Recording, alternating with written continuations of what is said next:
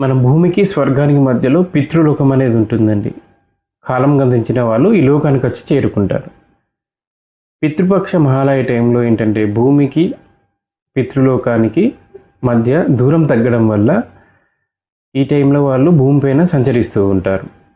So, మనం ప్రస్తుతం అనుభవించే కష్టాలకు గానీ, బాధలకు మనం ఈ జన్మలో గానీ, ఇంతకుముందు జన్మలో గానీ చేసిన కర్మలే దానికి మూల కారణం. అదేవిధంగా మన తరంలో గానీ, మన ముందు తరాలలో గానీ ఎవరైనా తెలిసి తెలియక అతిపెద్ద తప్పు చేయడం వల్ల కొన్ని కర్మలు శాపాలేంటంటే తరతరాలుగా అనుభవించాల్సి ఉంటుంది.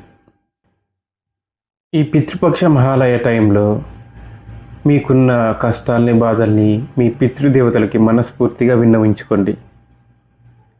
వీలైతే ఏదైనా మంచి పనులు చేయడానికి ప్రయత్నించండి.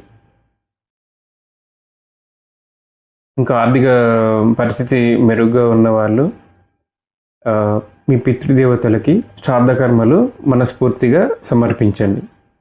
మీరు చేసే ఏ ఒక్క పని వల్ల కూడా మీ పితృదేవతలు సంతృప్తి చెందితే వాళ్ళు ఇచ్చే ఆశీర్వాదం వల్లగా మన ఇప్పటివరకు అనుభవిస్తున్న కష్టాలు అన్నీ కాకుండా ఎంతో కొంత ఉపశమనం దొరికే ఛాన్స్ అయితే ఉంటుంది.